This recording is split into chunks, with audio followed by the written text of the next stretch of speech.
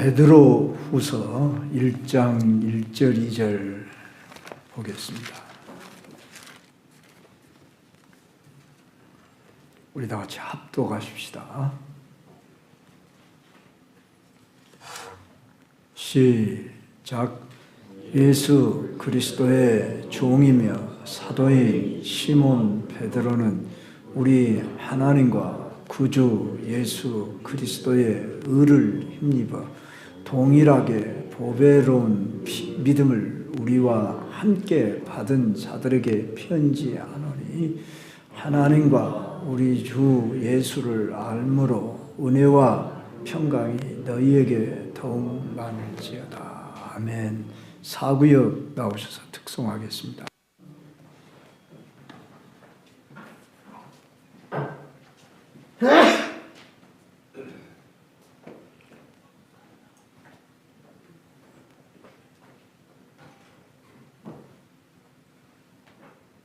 찬양 부르기 전에 이 가사의 은혜를 받으시면서 갈렙이 80세가 넘어서 새로운 땅을 정복하는 그런 능력을 말씀으로 의지하는 것처럼 우리가 영혼을 살리는데 때로는 쑥스럽고 부족고 어지럽고 모닥불 같지만 주님이 주신 능력으로 실천해보면 전도가 성령이고, 성령 안에서 우리가 전도할 때 성령의 능력이 나타나는 것을 저도 체험해봤고 알아가면서 우리가 오늘 이 가사의 은혜를 받으시면서 나도 나아가 보리라, 산지를 내게 주셔서 능력으로 갑니다 하면서 우리가 고백하는 마음으로 같이 하면 좋겠습니다.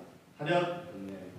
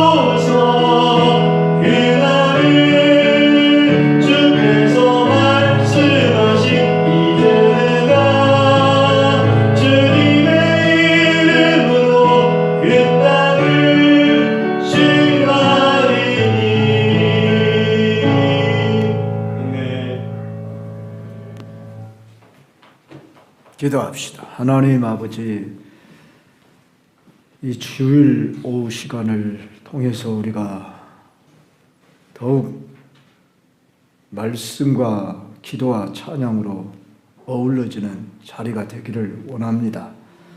주님, 우리 교회를 통한 사역이 무엇인지를 알게 하시고 이 시대의 산지를 정복할 수 있도록 하나님 우리에게 믿음의 눈을 열어주시고 성령의 충만함을 부어 주시옵소서. 예수님 이름으로 기도드립니다. 아멘. 자, 베드로 전서를 마치고 베드로 후서를 주일 오후 시간에 이렇게 살피도록 하겠습니다.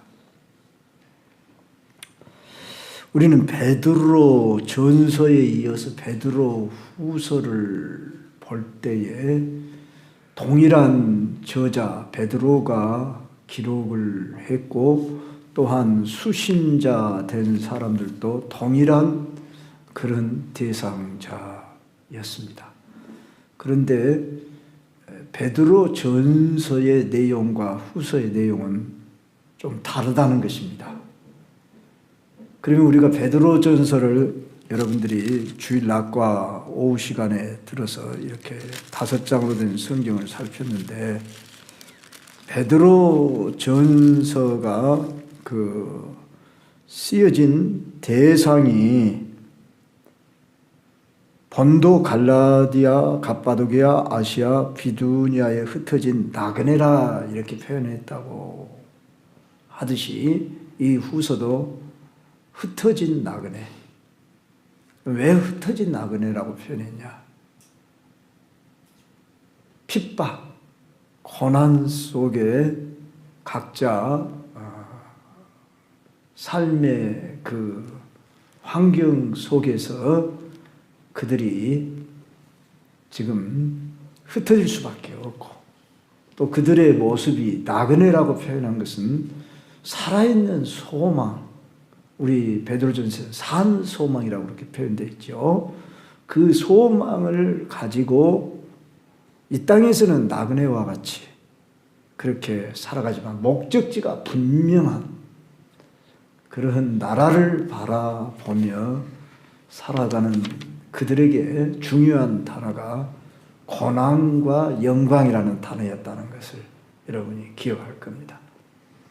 비록 너희들이 지금 고난 속에 있지만 너희들은 머지않아 영광의 나라를 소유하게 될 것이다.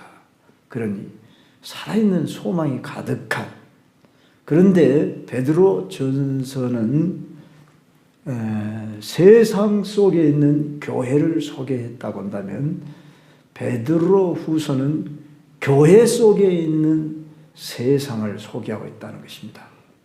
이 말이 무슨 말이냐?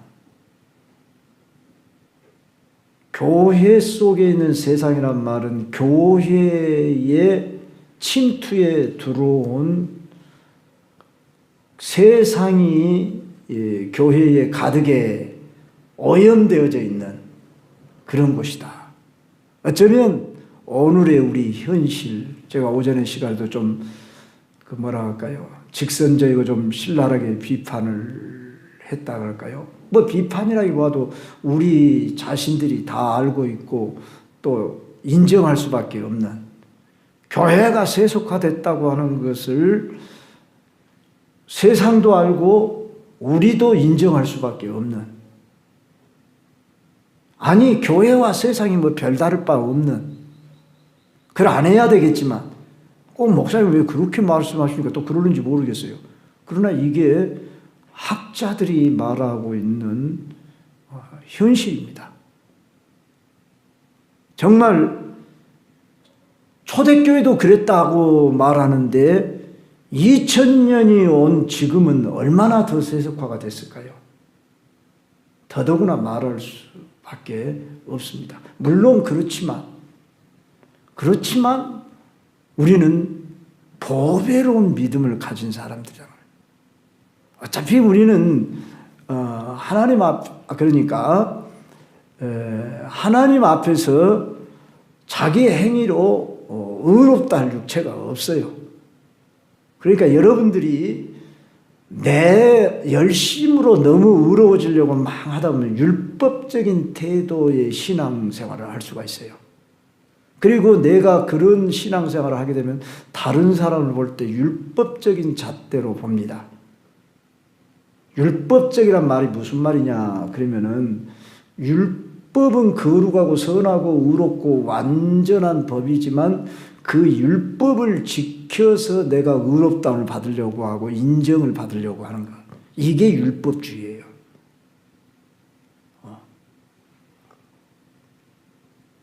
바로 하나님이 율법으로 우리를 보신다면, 율법이라고는 거울로 이렇게 보면은 로마서 2장에 의하면 의인 없나니 하나도 없다. 하나님을 찾는 자도 없고 깨닫는 자도 없고. 예수님 당시에 누가 대표적으로 율법주의자였어요? 우리들이 잘 아는 대로 바리새, 서기관들이었어요. 그들은 상당한 경건주의자들이었어요. 오늘 우리보다 훨씬 경건한 주였어요. 우리 일주일에 2번씩 금식합니까? 온전한 11조 드립니까? 그들은 11조를 얼마나 철저하게 드리려고 박하니 뭐 이런 그들이 뭔 그 밭에서 뭐 난 것 그것도 하여간 철저하게 구분하고 정말 그렇게 했어요. 일주일에 2번씩 금식합니까? 그런데 그것이 그들의 의가 될 때에 그러면서 다른 사람들과 분리시키면서 우리는 저 세리와 같지 않음을 감사합니다. 그러면서 그래서 이 회칠한 무덤이여 심지어 이 독사의 새끼들아 우리 예수님 그렇게 신랄하게 비판했습니다. 그래서 우리 중에 누구도 내 행위로 하나님 앞에 인정받을 만한 사람은 아무도 없습니다. 그러면 우리가 어떤 존재냐? 오늘 본문으로 돌아가서요. 1절 우리 같이 다시 한번 봅시다. 시작. 예수 그리스도의 종이며 사도인 시몬 베드로는 우리 하나님과 구주 예수 그리스도의 의를 힘입어 동일하게 보배로운 믿음을 우리와 함께 받은 자들에게 편지하는. 자, 여기까지만. 자, 누가 누구에게 보내는 편지다 그러면은 시몬 베드로가 보내는 편지인데 자기를 종이며 사도라고 한다. 이렇게 소개합니다. 그러면서 우리 하나님과 구주 예수 그리스도의 의를 힘입어 누구의 의를 힘는다고요? 하나님과 구주 예수 그리스도의 의를 힘는다. 의, rightness라고 그러죠. 영어로 정의, 옳음, 의. 이 의는 하나님께로서 낳은 의가 있고 자기 의가 있고 그래요. 그러니까 로마서를 보면은 하나님께로부터 난 의, 자기 의 이렇게 대조적으로 나와요. 그러면 우리는 누구로부터 나온 의여야 돼요? 무르나마나 하나님께로부터 나온 의여야 돼요. 근데 베드로는 이 의를 가리켜서 하나님과 구주 예수 그리스도의 의 그렇게 말하고 있다. 그냥 하나님의 의가 아니고 하나님과 구주 예수 그리스도의 의. 그러니까 베드로가 강조하는 것은 예수 그리스도예요. 우리 기독교를 가리켜서 예수교라고도 말해요. 그리고 우리는 대한 예수교 장로회 그러죠. 우리는 누구를 믿느냐? 그러면 물론 하나님을 믿어요. 그런데 누구를 통해서 하나님을 믿느냐? 예수님을 통해서 하나님을 믿어요. 세계 3대 종교 그러면 마호멧교, 일명 이슬람교, 이슬람교들도 하나님을 믿어요. 그들은 알라라고 그래요. 그들도 우리처럼 모세오경을 가지고 있어요. 그 외에 그들은 코란경이라고는 우리가 갖지 않은 그런 잘못된 그들의 정경을 가지고 있어요. 자, 그들도 하나님 믿어. 또 유대교라고 하는 교가 있어요. 즉 구약의 종교. 그들도 하나님을 믿어. 그런데 우리 종교를 뭐라고 하냐? 그러면 기독교. 이 말은 그리스도교라 그 말이에요. 그러죠?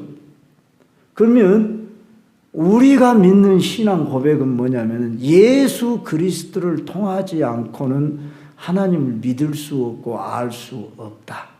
이것이 대원리예요. 아셨죠? 우리 확실히 아셔야 됩니다. 기독교가 뭔지. 기독교란 말은 그리스도교라는 거예요. 그리스도교라는 말은 예수님을 통해서 하나님을 믿을 수 있다. 이거예요. 예수님을 통하지 않고는 하나님을 믿는 것이 아니에요. 그러니까 어떤 사람은 그렇죠. 나도 하나님 믿소. 심지어 아무 종교가 없는 사람도 나도 하나님 믿소. 그러면서 또 심지어 그런 사람들도 있을 거예요. 물 떠다 놓고 하늘의 신이시여 그러면서 하나님, 이 세상을 만드신 하나님을 믿는다고 믿는 사람들도 오늘날 여전히 존재할 수 있습니다. 그러면 이 사람들이 하나님을 믿는 사람이고 구원 받을 수 있는 사람입니까? 의롭다 함을 받을 수 있는 겁니까? 노예요. 왜요? 예수님을 알지 못하면 하나님을 알 수 없도록 돼 있어요. 하나님은 예수님을 통해서만 하나님 자기를 계시하셔요. 그러면 예수님이 이 세상에 오기 전에는 그러면 어떻게 알 수 있었습니까? 그래서 이제 꿈이나 환상이나 음성이나 이런 걸 통해서 직접 계시를 하시기도 했지만 장차 올 메시아 예수가, 그리스도가 너희를 죄사해 줄 것이다. 너희는 그 메시아가 와야만이 구원을 얻는다. 그래서 구약 백성이나 신약 백성이나 동일하게 누구를 통해서만 구원을 얻어요? 예수님을 통해서만 구원을 얻어요. 구원한다 그 말은 의롭다함을 받는다 그 말이에요. 우리가 의롭다함을 받았다. 이거 놀라운 은혜예요. 자기의 행위로 의롭다함을 받을 육체가 아무도 없다고 그랬어요. 오직 누구로만? 예수님으로만.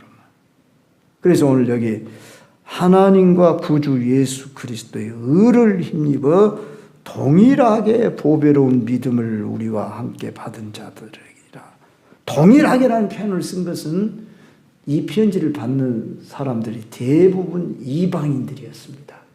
그러니까 저 유대인과 같이 앞선 믿음의 선배들, 저 여호와 신앙을 믿는다고 하는 저 구약 백성들과 같이, 더 좀 더 구체적으로 말하면 사도들과 선지자의 터 위에 예수 그리스도가 오셔서 십자가에서 죽으시고 부활하시고 승천하신 그 예수를 믿는 그 믿음과 동일한 그런 믿음을 가진 자들에게 너희는 이방인이지만 너희도 저 유대인과 같이 또 초대교회 저 예루살렘에서 시작된 저 복음 신앙 아래에서 구원 얻는 이 백성이 너희들도 동일하게 되었다. 그 동일한 믿음이다. 그러면서 또 한 단어가 보배로운 믿음이라. 오늘 그래서 제목을 이렇게 정했습니다. 보배로운 믿음을 가진 자들에게 보내는 편지. 보배롭다고 표현했어요. 말 그 자체대로 보배로워요. 무엇이? 믿음이. 그들에게 주어진 믿음이 보배롭다 했을 때 오늘 저와 여러분에게 주어진 믿음이 보배롭다. 이렇게 인정을 해야 돼요. 그러면 내가 가지고 있는 이 믿음이 정말 보배롭다고 인정을 하는 사람이 있고 그냥 보통 사람들, 교회에 다닌다는 사람들 중에 나도 그냥 믿음이 있을 뿐이다. 심지어 저는 믿음이 없어요. 이런 말 말하겠죠. 그런 말 하면 이제 군밥을 한번 탁 먹이고 싶어요. 다른 건 없어도 나는 믿음은 있습니다. 이래야 한다 그 말이에요. 그게 겸손이 아니다 그 말이에요. 사탄이 고소해야 돼. 너는 믿음이 없어. 그래 너는 네 그것이 그 같은 믿음으로 너 구원 얻겠어? 이렇게 우리에게 고소해야 되는 그 말이 귀가 솔깃해가지고 그게 겸손인 줄 아는데 다른 것은 없어도 나는 믿음이 있습니다. 이래야 사단이 으악 하고 떠나가요. 에? 우리는 오직 믿음이어야 돼요. 모든 것을 다 이뤄도 나는 믿음만큼은 이룰 수가 없습니다. 이렇게 돼야 돼요. 그러면 소망이 있어요. 할렐루야. 그래서 이 믿음이 보배롭다 그 말이에요. 그럼 이 보배롭다고 인정할 수 있는 그 믿음이 도대체 어떤 믿음이냐 했을 때 예수 그리스도께서 죽으시고 부활하시면서 부활하시고 승천하시면서 다시 오마 그리고 재림을 약속했잖아요. 그런데 당시에 성도들이 세월이 좀 흐르면서 믿음이 약해졌어요. 그러니까 이 베드로후서 3장에 가면 나와요. 이 베드로후서의 그 상황은 2장에서부터 전개되고 1장은 주로 서론적인 부분인데 3장에 가면은 한번 4절을 한번 우리 같이 봅시다. 3절부터 봐야 되겠네요. 3장 3절부터 시작. 먼저 이것을 알지니 말세에 조롱하는 자들이 와서 자기의 정욕을 따라 행하며 조롱하여 이르되 주께서 강림하신다는 약속이 어디 있느냐. 조상들이 잔 후로부터 만물이 처음 창조할 때까지 그냥 있다니. 그들이 하는 말이 뭐라고 하냐면요, 야 주께서 강림하신다는 약속이 지금 어디 있냐. 조상들이 잔으로부터 지금까지 만물이 처음 창조할 때가 같이 지금도 그대로 있지 않냐. 그렇게 말하고 있다. 예수님 재림한다 그러더만 지금 2000년이 지났어도 지금 예수님 재림하지 않고 있지 않냐. 야, 이런 허름맹랑한 소리지 말아라. 심지어 어떤 교회나 교단들은 영적 재림했니, 뭔 공중 재림했니, 육체적으로 실제 재림은 없다고 말하는 그런 이단적 사상을 전파하는 자들이 있고 거기에 속아 넘어간 사람들이 또 종종 있어요. 우리는 당시에 영지주의자들이 그렇게 미혹을 했답니다. 그래서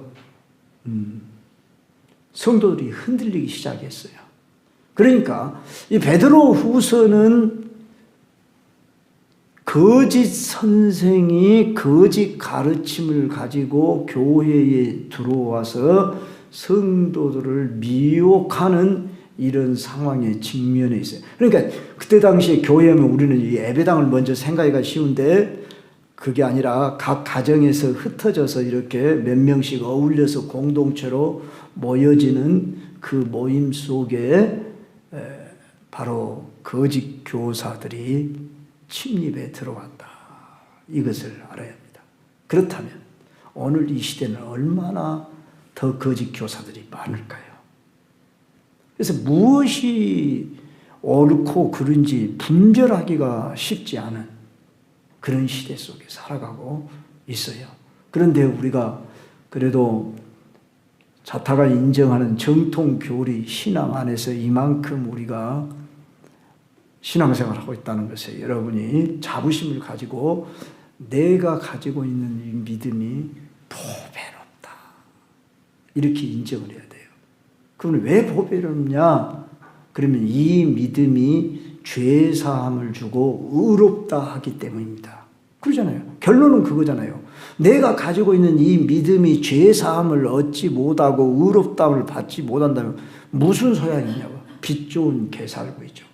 그러니까 이 땅에서 누가 믿음이 좋네 안 좋네 뭐 그런 거 우리는 따질 필요가 없어요. 그건 주님이 아시니까. 단지 우리는 주님이 나에게 주신 이 믿음을 따라서 나는 천하 없어도 이 믿음이 있습니다 했을 때 이 믿음은 예수 그리스도입니다. 우리의 믿음의 터는 예수 그리스도예요. 그래서 길이요 진리요 생명이 나로 말미암자고는 내 아버지께로 올 자가 없느니라. 그래서 예수님을 통하지 않고는 구원의 길, 영생의 길이 없음을 알고, 그러면 예수 그리스도를 통하여 얻는다고 하는 이 구원의 도가 뭐냐 그러면 십자가에서의 죽음과 부활이에요. 오늘 오전에도 말했듯이 복음이란 예수 그리스도의 인격과 그의 사역이다 그 말이에요.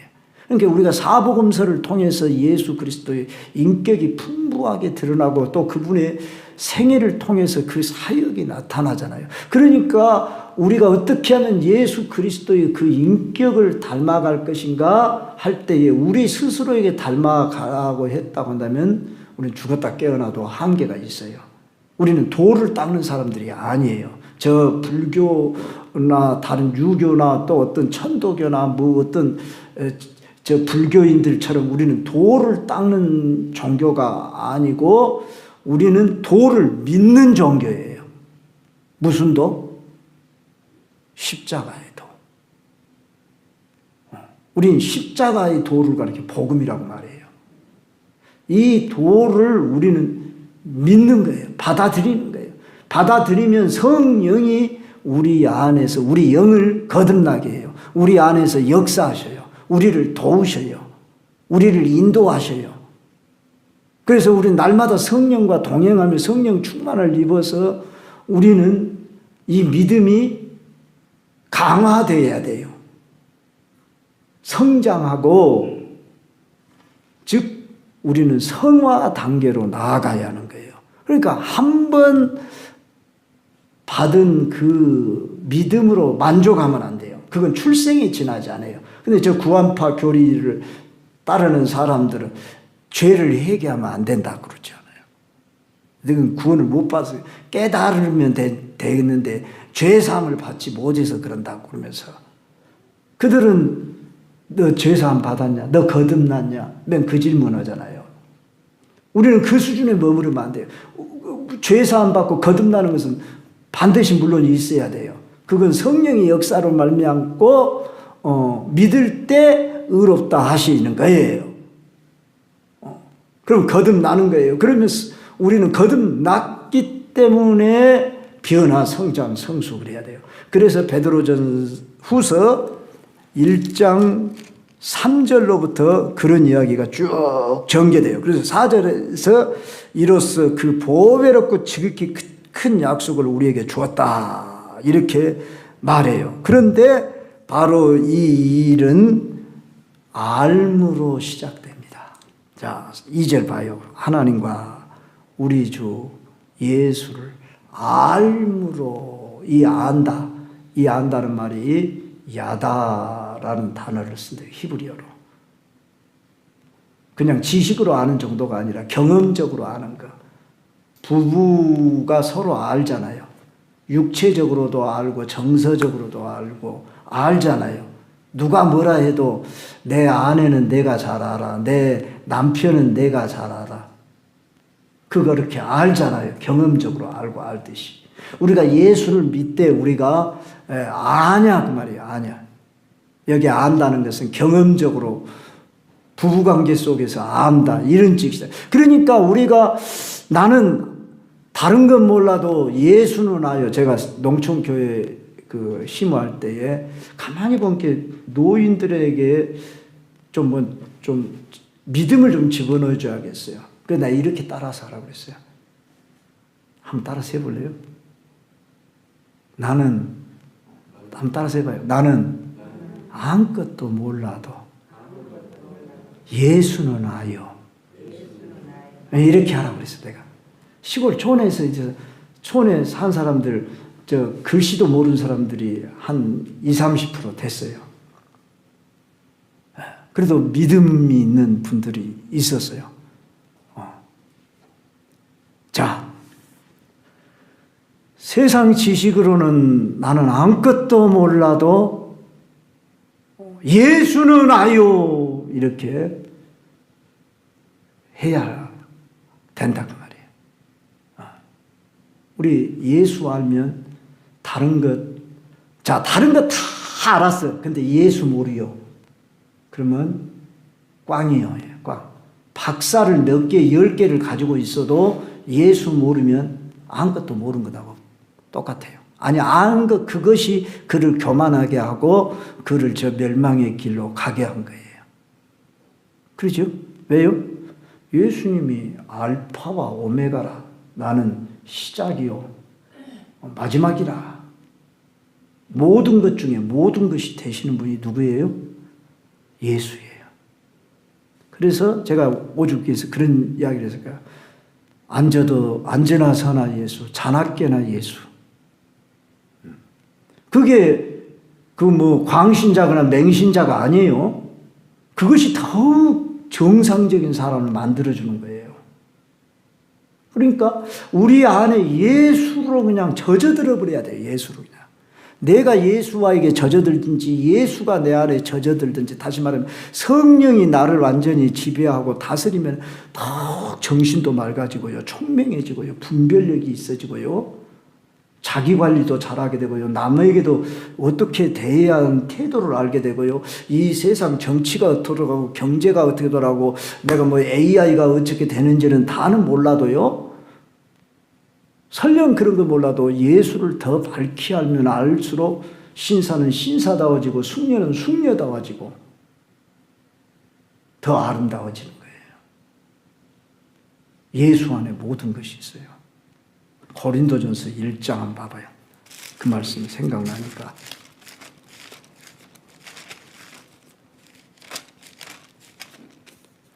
(1장)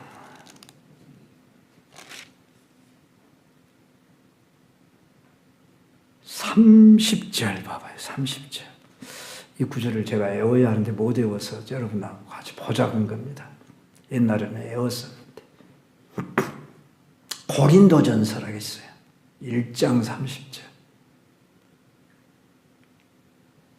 같이 읽어요. 시작. 너희는 하나님으로부터 나서 그리스도 예수 안에 있고 예수는 하나님으로부터 나와서 우리에게 지혜와 의로움과 거룩함과 구원함이 되셨으니. 이 구절 마음에 안 듭니까? 마음에 들지요? 안 들어요. 비밀이 담겨져 있잖아요. 봐봐요. 너희는, 너희가 누구예요? 우리잖아요. 우리는, 나는, 그럽시다. 나는, 그렇게 해서 같이 읽어요. 시작. 나는 하나님으로부터 나와서 그리스도 예수 안에 있고 예수는 하나님으로부터 나와서 나에게 지혜와 의로움과 거룩함과 구원함이 되셨으니. 예수님이 하나님으로부터 나와서 나에게 뭐가 됐다고요? 지혜가 되시고 의로움이 되시고 거룩함이 되시고 구원함이 되셨다. 이 놀라운 비밀.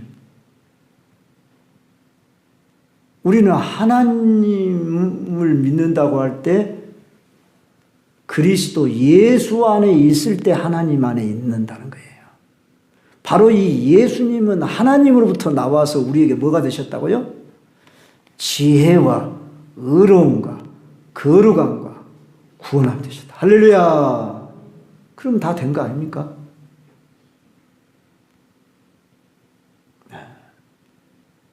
우리는 그래서 보배로운 믿음을 가진 사람들이에요. 다 완성되지 못했을 뿐이지만, 지금은 공사 중이지만 시작이 되었어요. 씨가 있으면 저 밭에 가보면은 반드시 나더라고요. 네. 빨리 나는 씨앗이 있고 늦게 나는 씨앗이 있고, 제가 최근에 책을 읽으니까 대나무는 씨앗을 숨으면 4년 뒤에 난다네요. 그런데 자라기 시작하면은 그냥 2달 만에 그냥 몇 메타, 막 20m까지도 자라본다네요. 4년 동안 저 땅 속에가 있는 동안에 죽었는지 살았는지 구분이 안 되다가 살아있는 생명체의 씨앗을 가지고 있으니까 딱 씨앗이 발화가 되면은 그때는 그냥 다른 것 10년 자란 것 못지않게 그냥 자랄 수도 있다 그 말이에요. 중요한 것은 우리 안에 있는 이 믿음이 누구로 말미암는 믿음이어야 한다고요? 예수 그리스도. 그러니까 우리가 40일 동안 주제가 뭐였어요? 특세 기간에 예수를 알자 이거였어요. 그래서 저나 여러분이 예수를 지식 이론으로만 알지 말고 경험적으로 알 수 있도록, 관계 아래, 교제 아래서 알 수 있도록, 우리가 무엇을 좀 알려고 그러면 미리 그분에 대해서 이렇게 뭐라고요? 매뉴얼을 가지고 알잖아요. 어디가 우리가 전자제품 사면은 먼저 매뉴얼 보고 우리가 그 전자제품을 사용하잖아요. 그런데 어째요? 아무리 매뉴얼만 많이 읽어보고 실제 그 전자제품을 활용해 보지 않으면 그건 안 거예요, 모르는 거예요? 모르는 거예요. 그 매뉴얼을 알았으니까 그것을 매뉴얼과 맞춰가면서 내가 연습해봐요.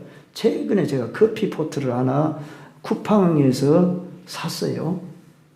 그래서 제가 매뉴얼을 이렇게 보면서 눌러봐야 아는 거예요. 그렇죠? 활용해봐요. 근데 이제 더 자주 활용해 보면 더 잘 알죠. 그렇죠? 바로 우리는 이미 예수님 안에 들어온 사람들입니다. 이제 오늘 설교 이 정도만 하면 충분히 오늘 본문의 말씀이 전달된 줄로 압니다. 여러분 베드로 후서를 사모하면서 적어도 한 번 이상은 읽고 오셔요. 그래서 사모하면서 우리가 베드로전서와 함께 읽으면 더 좋고요. 그래서 이 베드로 전후서는 이제 제가 특색이 조금 다르다고 했죠. 베드로전서는 무슨 책이라고 했어요? 오늘 이 단어 기억하실랑가 모르겠다. 베드로전서는 세상 속에 있는 교회를 가리킨다고 한다면은 베드로후서는 교회 안에 들어와 있는 세상을 말해주고 있단 말이에요. 교회 속에 있는 세상. 이 차이가 무엇인지 알겠죠? 바로 오늘 교회가 세상을 너무나 닮아버려서 그 세상에 있는, 교회에 있는 그 세상의 요소들을 몰아내는 이런 일을 하도록 하는 것이 이 베드로 후서다.